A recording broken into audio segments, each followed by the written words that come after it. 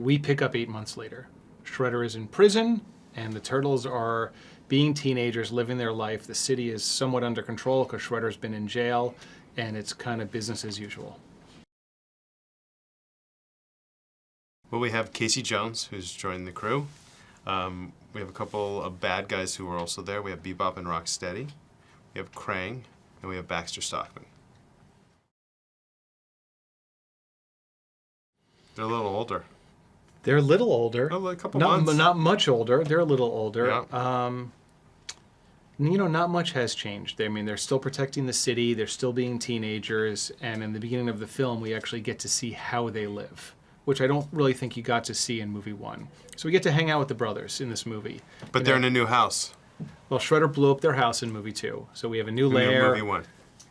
Shredder blew up their house in movie 1. So we have a new lair in movie 2. And we also have a new truck. So we've brought some other new pieces to this puzzle. Yeah. But April's still working with them, cracking stories. And, you know, April meets a new man in this movie, played by Stephen Amell, Casey Jones, and then he gets to meet the Turtles, which is always fun when a human gets to meet the Turtles. Well, Casey is at a crossroads in his life. He's not happy at his job. He's a corrections officer. He wants to be a police officer. He wants to be a detective. He wants to fight crime and catch the criminals. He doesn't want to keep them locked up. But that's not working out for him. And he's given a task to move Shredder from lower Manhattan to upstate New York, and he fails because Shredder gets broken out. So then Casey gets put on suspension. So now he's kind of lost. But there were 2 other criminals in that truck, Bebop and Rocksteady. And he thinks if he can find those 2 guys, maybe that would lead him to Shredder, and maybe he could redeem himself and then maybe become a cop one day.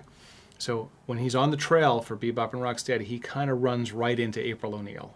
And that's how they meet. And if you're going to meet April O'Neil at night in an alley, chances are you're going to meet the Turtles, because they're there to protect her.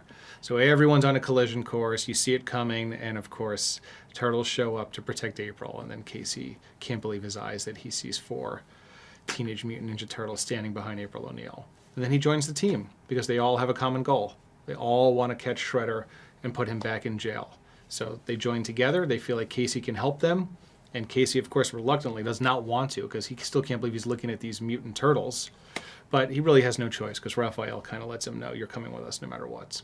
Then, you know, he kind of understands by the end of the movie that they are the heroes, and is really happy that he's part of the team. And then he's going to go off and handle crime his own way.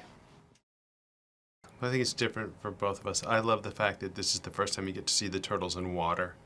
That was technologically quite a challenge, and I think you think of turtles, why not have them in water? And so it's crazy that we've never put them in water. Like, yeah. They're turtles.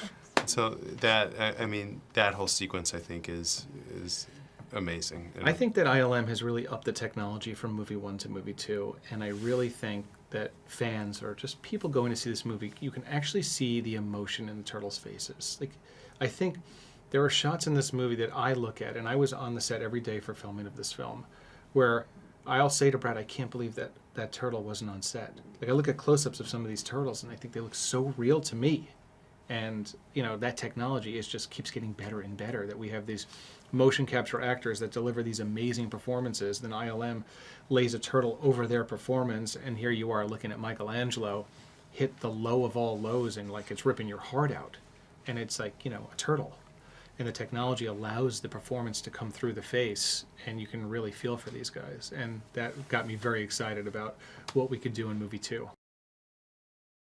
I think that Dave, when we first sat down with him, he told us that the relationship between the brothers and the character that they each have was the most important part of the movie to him, and he really wanted to explore that. And that was very exciting to us, because I feel like we really didn't get to know the Turtles as well in movie 1. And I think in that respect, he succeeded tremendously, because you really do have a sense of who these Turtles are and what their personality is and what makes them tick. And so it feels like now that we made the right choice.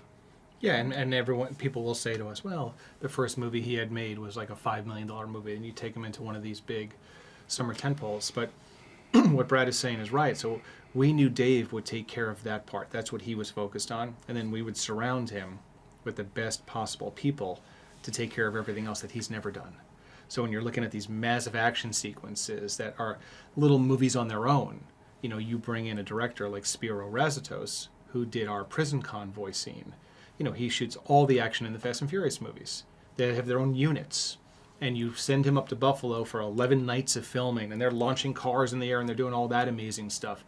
And you layer the character stuff in that Dave was doing into that scene, and suddenly you have an amazing action scene with humor and fun from the turtles inside the truck and all the amazing action that Spiro can give you on the outside. So it's really just kind of putting all the pieces together and getting the best technicians that we can to help tell our story. I think it's a couple things. First of all, they're fun to watch. I mean, they just are fun to watch, and there's a family dynamic there that I think everyone has a weigh in on, and they can see parts of their brothers or sisters or friends or whatever in the Turtles, so it feels very relatable. And I think also people love to laugh, and the Turtles have no problem doing whatever they can to make the audience laugh. And so they're superheroes, but they're not brooding, dark superheroes. They're kind of funny, goofy superheroes. No, they're teenagers. Like they're kids. Right. And by the way, that's hard for us when we're making the movie, because we forget sometimes that they're teenagers, even though it's in the title and it's everywhere you're looking.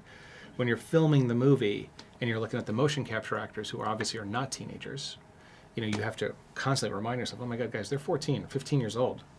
They wouldn't do that. Remember, they're teenagers, and you always have to remind yourself that. But you're looking at teenage superheroes, and they all bring something different to the party. Mikey's going to be the fun, and Raph's going to be the muscle, and Leo's going to be the leader, and Donnie's going to bring the tech, so they can all, when you put the four of them together, it is the perfect unit, And of course, in this movie, we fracture the unit, which has really never been done. So we break them apart in two one way and two this way, and of course, they can't succeed like that. They have to come back together at the end to succeed, and that's what the movie's all about. Listen, I think we hope that a whole family can go there and have a great experience together and just, suspend belief for an hour and 45 minutes and just smile the whole way.